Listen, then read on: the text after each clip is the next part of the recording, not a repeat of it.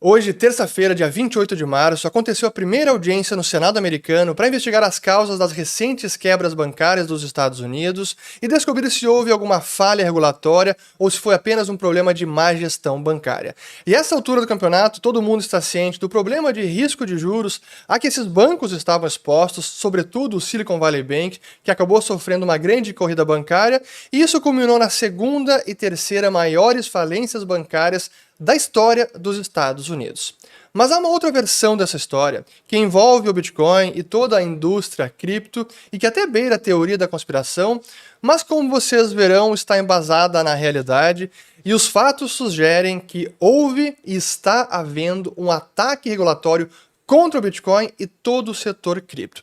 E é isso que eu quero mostrar para vocês nesse vídeo, e eu quero começar respondendo a pergunta de muita gente sobre o recente comportamento do preço do Bitcoin, colocando aqui na tela justamente no ano de 2023, porque sim, o Bitcoin subiu quase mais de 65%, chegou a tocar mais de 28 mil dólares por BTC, enquanto vários bancos estão sofrendo quedas brutais, alguns realmente quebrando, como foi o Silvergate, o Signature Bank e o Silicon Valley. Aqui na tela temos o Silvergate e o First Republic Bank, caindo quase 90% em 2023, enquanto o Bitcoin sobe. E muitos perguntam, pô, mas isso não seria justamente uma resposta a essas quebras bancárias, o Bitcoin emergindo como uma alternativa e mostrando a sua força, porque ele é justamente uma resposta à instabilidade financeira que o mundo, sobre a qual o mundo hoje vive? Eu diria que, em parte, sim, mas também tem a própria movimentação do Tesouro de 10 anos, porque em meio a esse problema bancário, as taxas de juros começaram a cair toda a curva. A gente vê aqui o Tesouro de 10 anos, a taxa longa, que também caiu bastante, depois de chegar em quase 4%, quase 4,5% no ano passado, voltou a cair, chegou até a tocar abaixo de 3,4% e agora retoma, está no patamar ali de 3,5%. Então, são ambos os motivos, tanto a queda de taxa de juros e, em parte, também essa forma que as pessoas encaram que o Bitcoin pode ser uma resposta ou até um ativo de segurança, um refúgio nesse momento de crise bancária. Mas para mim essa é a parte não principal e sim a queda de taxa de juros. Isso sobre o preço do Bitcoin. Mas é importante então recapitular os fatos, o que aconteceu recentemente essa quebradeira bancária, ainda estamos vivendo essa crise, uma instabilidade financeira, porque realmente muita coisa aconteceu e no calor do momento até às vezes difícil filtrar o que é ruído de sinal e entender o que está acontecendo. E quando a gente dá a volta, faz a volta no tempo, volta em retrospectiva, a gente vê que tivemos primeiro a quebra do Silvergate Bank, que foi no dia 8 de março, em que ele afirmou que encerraria voluntariamente as suas operações, e aí no mesmo dia o Silicon Valley Bank anunciou aquela emissão de ações para recapitalizar o banco. Isso gerou uma enorme insegurança, desconfiança, pedido de resgates da sua base de clientes que era mais concentrada em empresas de tecnologia do Silicon Valley, sofreu uma corrida bancária e pedidos de saques de mais de 40 bilhões de dólares em 2 dias para depósitos de quase 200 bilhões, foi muita coisa. O banco acabou quebrando na sexta-feira, dia 10 de março. E aí no dia 12 de março, recebemos o anúncio, a divulgação tanto do Fed, do Tesouro Americano e do FDIC, que é o FGC americano, o Seguro contra Depósitos, afirmando que estavam anunciando uma nova linha de liquidez e, junto com isso, anunciando a quebra do Signature Bank e que ele estava sendo assumido, a administração estava sendo assumida pelo FDIC da mesma forma que o Silicon Valley Bank. Mas aí que houve algo interessante e curioso, porque até o momento o Signature Bank não estava com problemas. Sim, que houve algo de contágio, houve desconfiança, mas ele não estava exposto ao mesmo problema do Silicon Valley Bank, ou não naquela magnitude de problema de juros e investimento em títulos do Tesouro Americano de longa duração, e nem os mesmos problemas de corrida bancária que o SVB estava sofrendo. Ah, mas ele estava exposto ao setor de cripto que teve muito prejuízo e foi a derrocada do Silvergate Bank.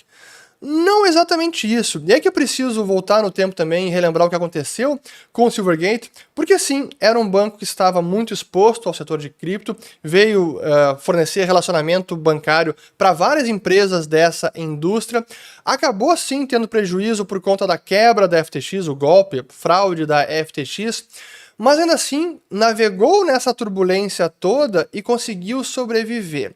Só que esse banco ele estava acessando uma linha de liquidez e que foi obrigado por pressão regulatória, porque essa linha não seria renovada, a repagar toda essa linha de liquidez no início do mês de março, o que acabou acontecendo, e ele foi obrigado a anunciar que estava encerrando as operações porque não conseguiria sobreviver sem aquela linha de liquidez naquele momento. Isso com o Silvergate Bank.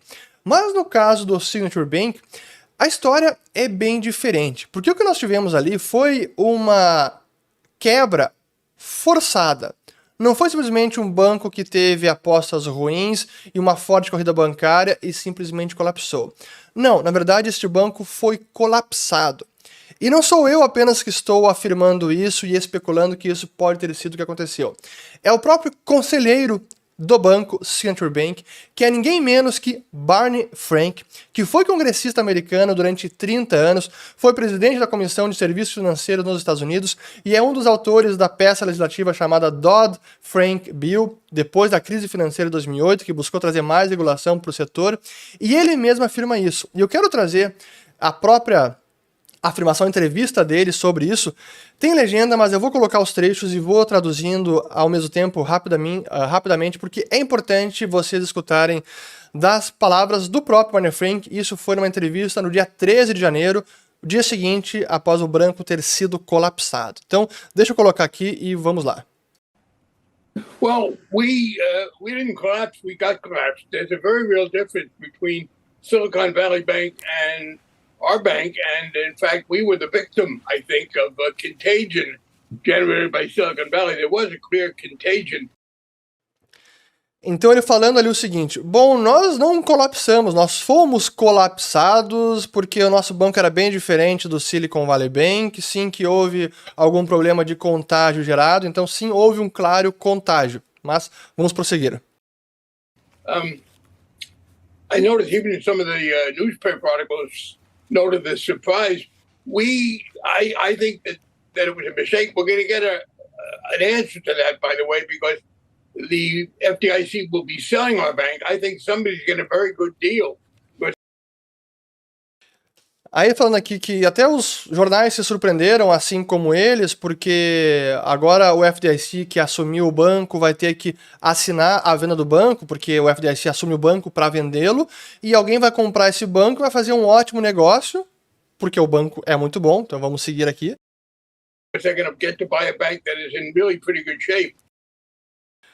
Porque vai conseguir comprar um banco que está em muito bom estado. And we were aware of the interest rate risk and all the other factors. I think part of the problem was, from the regulator standpoint. E nós estávamos cientes do problema de taxa de juros, de liquidez, mas eu acho que parte do problema era do ponto de vista do regulador. Our bank had gotten involved in digital. Now we did it in a very sound way. Era o problema que nós tínhamos nos envolvido com o digital, ativos digitais, mas que nós fizemos isso de maneira mais segura. Então isso quer dizer, até vou fechar aqui, abrir um parênteses, isso quer dizer que eles não estavam expostos àquelas mesmas perdas que outros bancos como Silvergate, talvez outras instituições, acabaram sofrendo prejuízo. Eles fizeram com todo o KYC, Know Your Customer, conhece seu cliente, prevenção da lavagem de dinheiro, então eles bancarizaram clientes do setor cripto, mas da maneira segura e fully compliant, ou seja, atendendo toda a legislação e a regulação. Mas deixa eu colocar aqui de volta ele, vamos lá. What we were not ourselves heavily invested in digital is our Nós não estávamos fortemente investidos no digital bizarro. Part of our base, but we allowed and facilitated our customers, if they wanted to deal with each other in digital.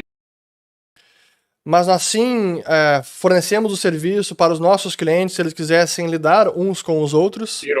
But I think one of the things that's come out of this is the regulators sending a clear signal to stay away from digital.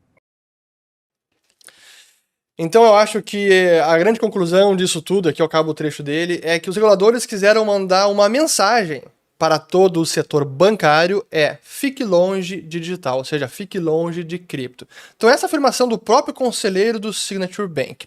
E aí alguns dias depois, essa especulação dele, que a gente pode dizer que naquele momento era uma especulação, foi confirmada porque o próprio FDIC aprovou a venda do banco, mas sem a clientela de cripto. Ou seja, o banco que comprou o Signature Bank comprou por alguns bilhões, mas os depósitos relacionados aos clientes cripto, o banco novo não vai assumir. Então, não faz parte do negócio. E o próprio Wall Street Journal reconhece isso e diz: o Barney Frank estava certo sobre o Signature Bank. O FDIC simplesmente confirmou que ele fechou o banco por causa de cripto.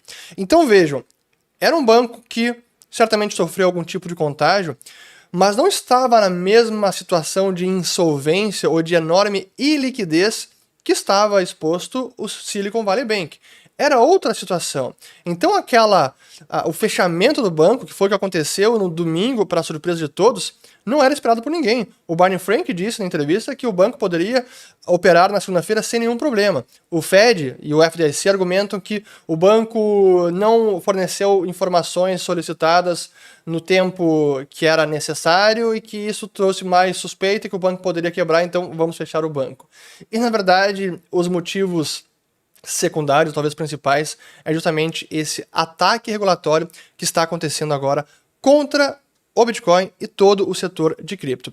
E esse que é um grande problema que quem está nessa indústria há bastante tempo sabe que, desde o início, um dos grandes problemas ou entraves para que o setor prosperasse era a dificuldade de ter algum relacionamento bancário, porque os bancos desconfiavam e lá atrás, talvez com muito mais com razão, com receio, porque eram empresas nascentes, algumas de fundo de quintal, houve problema de golpe. Sem dúvida que o que aconteceu no ano passado foi muito ruim para o setor, manchou o setor como um todo, e as empresas idôneas acabaram sendo prejudicadas pelos golpistas e fraudulentos como Sam Bankman-Fried, da FTX e outros, Terra Luna, Celsius e demais. Isso ajudou a manchar o setor.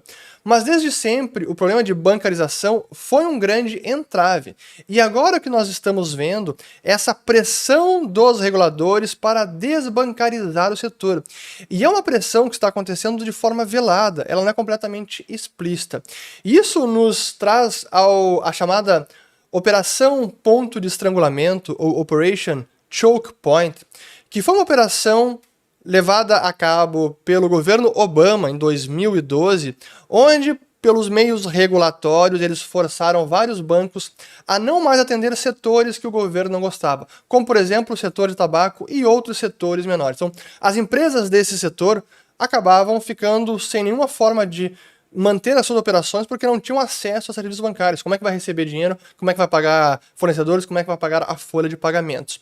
E quem lembrou desse Operation Choke Point foi o Nick Carter, da Coinmetrics, que é alguém que eu respeito muito a opinião, e ele veio falando justamente sobre isso. Olha, o Signature Bank parece ser agora uma reedição do Operation Choke Point. O que a gente pode estar vendo é Operation Choke Point 2.0, então a Operação Ponto de Estrangulamento 2.0. O que, para advogados especialistas da área, é uma operação ilegal. É isso que está acontecendo. É um ataque regulatório e de forma ilegal contra o Bitcoin e as empresas desse setor como o todo. E eu vou colocar para vocês depois duas referências importantes, os artigos do Nick Carter e também o artigo de alguns advogados, detalhando o que está acontecendo agora nessa operação Ponto de Estrangulamento 2.0, porque realmente é um ataque contra todo o setor, e aí aqui eu vou encerrar esse vídeo. É algo que eu venho falando há muito tempo em que esse setor, o Bitcoin, demais criptos, demais projetos, passariam por isso ao longo do tempo. Muitos sempre perguntam, mas será que o governo não pode encerrar proibindo, restringindo, trazendo alguma regulação que proíba de alguma maneira, traga algum banimento, até criminalize o uso ou a posse do Bitcoin? Será que isso não pode acontecer? Sem dúvida que pode acontecer. Mas, na verdade, a forma mais, digamos, sutil que esses ataques acabam acontecendo é como está ocorrendo nesse exato instante. Desbancarizando as empresas, desbancarizando fornecedores, desbancarizando empresas que são idôneas, que lidam com clientes, que estão totalmente em atendimento à regulação, à legislação, às tarefas de conhecer seu cliente, prevenção da lavagem de dinheiro, e ainda assim esse ataque vai ocorrendo na surdina e as empresas vão sendo expulsas vão sendo escorrachadas do setor financeiro, onde não conseguem mais ter acesso a serviços bancários e podem muitas vezes acabar fechando as portas. É isso que está acontecendo e por isso a gente pode acabar vendo volatilidade de preço no Bitcoin e demais criptos, mas essa é uma batalha que vem sendo travada. Talvez o setor tenha vivido uma lua de mel em 2019, 20 e 21, com alta de preços, com muitas empresas, algumas até abrindo capital na bolsa, até empresas de mineração de Bitcoin, mas agora é um momento de revés. É um momento em que os reguladores, de forma velada, sim, estão mostrando as suas garras e buscando estrangular o setor. Quem quiser saber mais sobre o que aconteceu com a FTX, escândalos e golpes no setor de cripto, eu vou colocar um vídeo aqui que foi feito no ano passado ainda, e sobre as recentes quebras bancárias, vou colocar outro vídeo agora, para que vocês entendam tudo o que está acontecendo. Espero que tenham gostado deste vídeo, que se vocês curtiram, considerem se inscrever no canal, ativando também o sininho para receber a notificação, e compartilhem, e volto no próximo. Obrigado.